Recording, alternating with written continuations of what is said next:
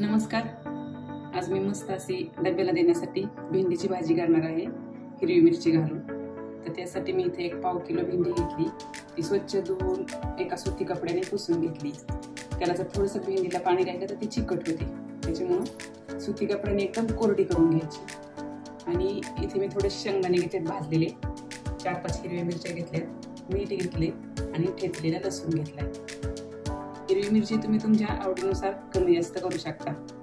त्यातही आपल्याला भेंडी कापून घ्यायची. अगोदर भेंडीचा हा मागचा भाग काढून टाकायचा आणि थोडासा शेंगा काढून टाकायचा. आणि भेंडी आपल्याला थोडीशी तिरपी कापून घ्यायची, म्हणजे भाजी दिसायलाही आकर्षक दिसते. थोडीशी तिरपी कापून घ्यायची. अशाच पद्धतीने आपल्याला सगळी भेंडी कापून घ्यायची. मस्त आपली अशी ही भेंडी कापून झाली. आता आपल्याला फोडणीला टाकायची. इथे कढईमध्ये मी 2 चमचे तेल टाकले. त्यामध्ये आपल्याला थोडीशी मोहरी टाकायची,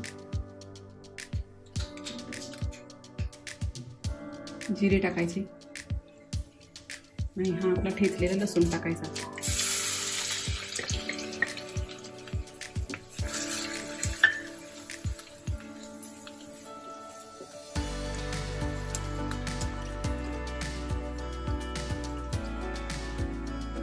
आणि आता आपल्याला ही भेंडी टाकून घ्यायची.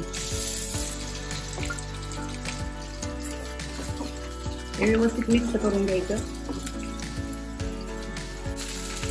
हे व्यवस्थित मिक्स झाले. आपल्याला त्याला थोडीशी एक वाफ येऊ द्यायची. 1-2-3 मिनिटं ठेवायचं. तोपर्यंत आपल्याला हे हिरवी मिरची शेंगदाणे वाटून घ्यायची.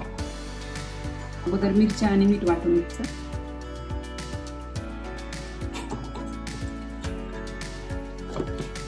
मिरची आणि मीठ वाटून झाले. आता आपल्याला शेंगदाणे वाटून घ्यायचे.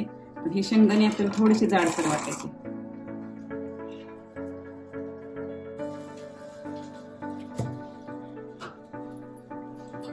असं हे जाडसर थोडंसं वाटून घ्यायचं. आता आपण भेंडी पाहू.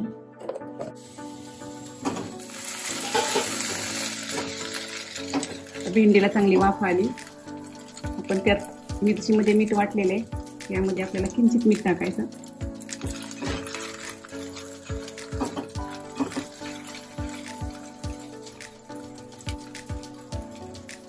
आणि आता आपल्याला वाटलेला हा शेंगदाणे आणि मिरचीचा मसाला टाकून घ्यायचा.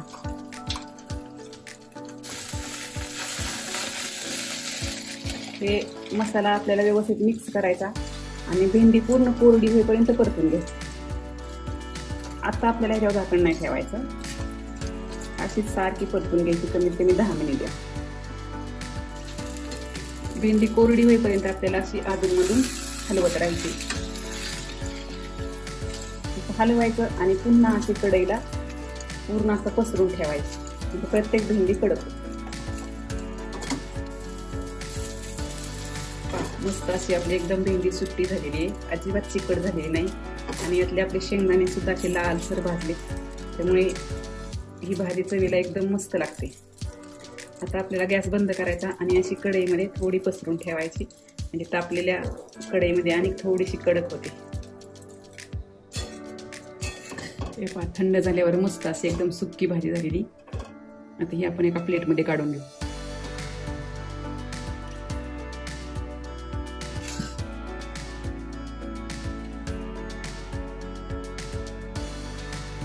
मस्त अशी भेंडीची भाजी झाली. तर अशा पद्धतीने हिरवी मिरची घालून तुम्ही नक्की करून पहा. आवडल्यास लाईक करा, शेअर करा आणि चॅनलला सबस्क्राईब करा.